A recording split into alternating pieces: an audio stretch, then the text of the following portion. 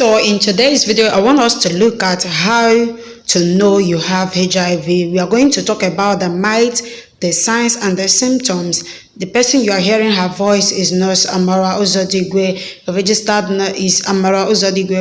nurse midwife. And today we are going to look at this topic, and this will lead us to what we are going to look at today. So we are going to look at what is HIV, how can one know that he or she has HIV,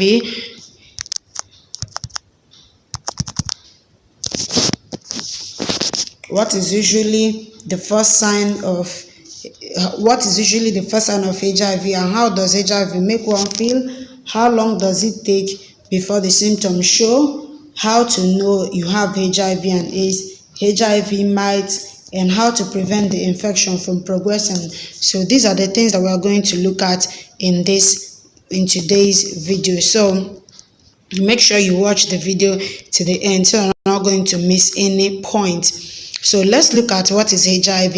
HIV is a viral infection that affects the body's immune system, thereby making it weak and hence predisposes its victim to various sorts of infections.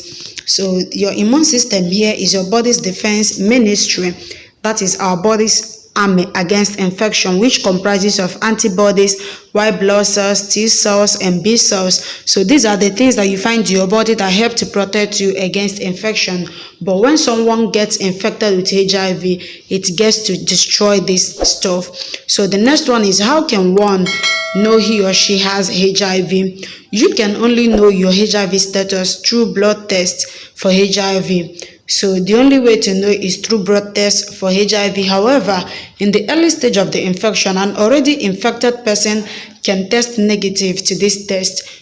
That is when you go to a laboratory that don't use expensive machine. But there are some machines that can detect it even if you are a day old to the infection. That is to say that it is possible for you to be HIV positive and yet test negative to the HIV strips. And in the following slides, I'm going to explain this. So what is usually the first sign of HIV and how does it make one feel? So to answer this question, I want us to look at the stages of HIV infection. The stages are 3 in number. Stage 1 answers the question above. So let's go.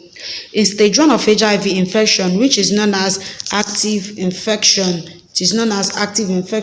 what happens is that at this stage, is the time from when an individual gets infected with the HIV to the development of antibodies. And what happens in between is massive destruction of the person's immune system, the CD4 count, and the T cells by the HIV virus, which makes their level in the blood to decrease, hence allowing the virus to consume the person's immune system.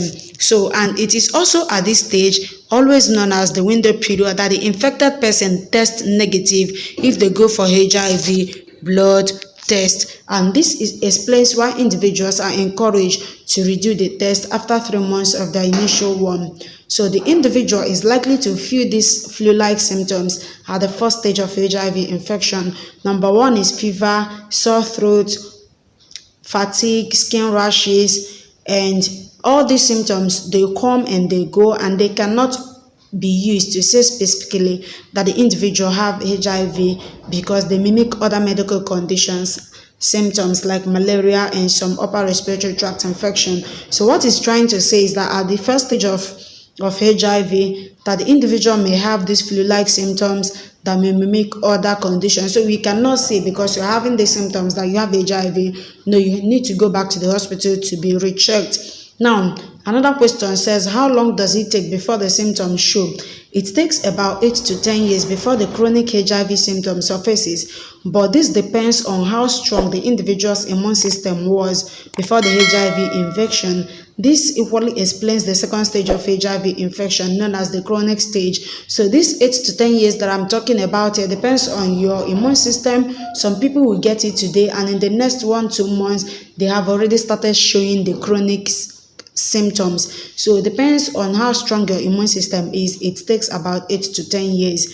So what happens here is that because the immune system has been conquered and cannot eliminate the virus, the individual may remain asymptomatic. That is, the individual may not show any symptom for about 8 to 10 years. After the first outburst of the flu-like symptoms, they will feel better and they will start living like nothing is wrong with their system, but their viral load will continue to increase at this stage, especially if the individual is not on any antiretroviral drugs. So the next one now says, how do you know you have AIDS and not HIV? That is to say, what is the difference between HIV and AIDS? To answer this as well, I want us to look at the third stage of HIV infection, which is AIDS. At this stage, the infected person's CD4 count cells becomes less than 200 and the immune system is so weakened that the following symptoms will start to show. The first one is diarrhea that lasts for more than 10 days or 2 weeks that refuses to stop, even when the person have gone to the hospital and they've given him or her medications, but the diarrhea refuses to stop. Another one is unexplained weight loss. Another one is dry cough that lasts for more than 2 weeks. It can be tuberculosis or it can be the kind of pneumonia or tuberculosis induced by AIDS. So if you have this type of thing, then you need to check your system well. Then there will be red or black patches on the skin that refuses to go.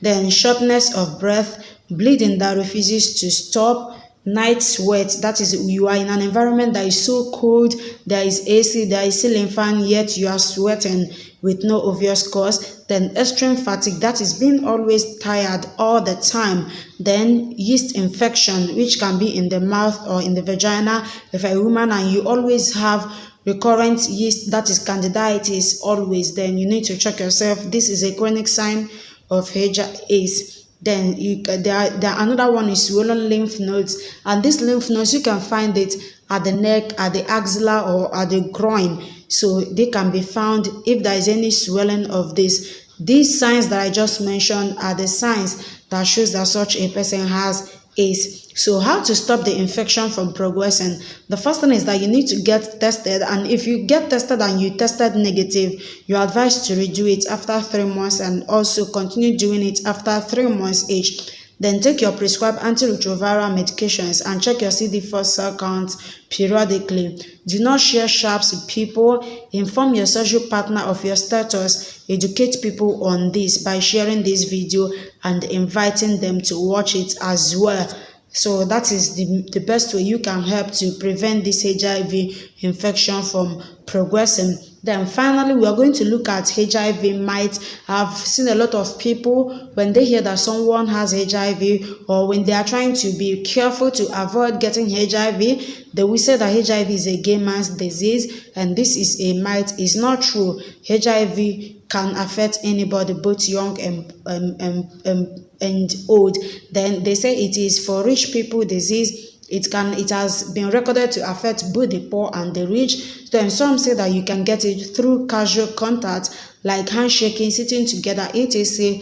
If HIV is gotten through this casual contact, that means everybody in the whole world might have been a carrier of HIV. That is to say that about 36.1 million people are living with HIV in the whole world. So by peradventure, you must have sat with someone who has HIV, or you must have eaten with them, or shared cup with them, or shake hand with them without knowing, because HIV is not written on people's face. And some people say that those that have HIV, they look somehow. They do look, but you cannot use someone's look to say that this person has HIV, except if you have the whole history of that person before then. Then someone said that it can be gotten from sharing cup.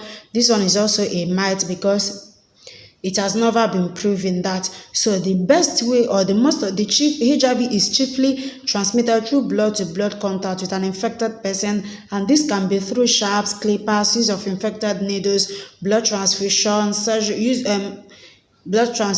intercourse with an infected person, and mother-to-child transmission. These are proven ways of getting HIV infection. So if you know you don't want to have this infection, avoid any contact with people and stop sharing sharps with people. And having said that, guys, I believe that So in order not to miss any videos that will be uploading after this one, please kindly hit the subscribe button and the bell by the side so that you be notified each time I put up a new video. So guys, I hope that you enjoyed this video, and if you do, kindly leave a comment. Let me know how you see the video.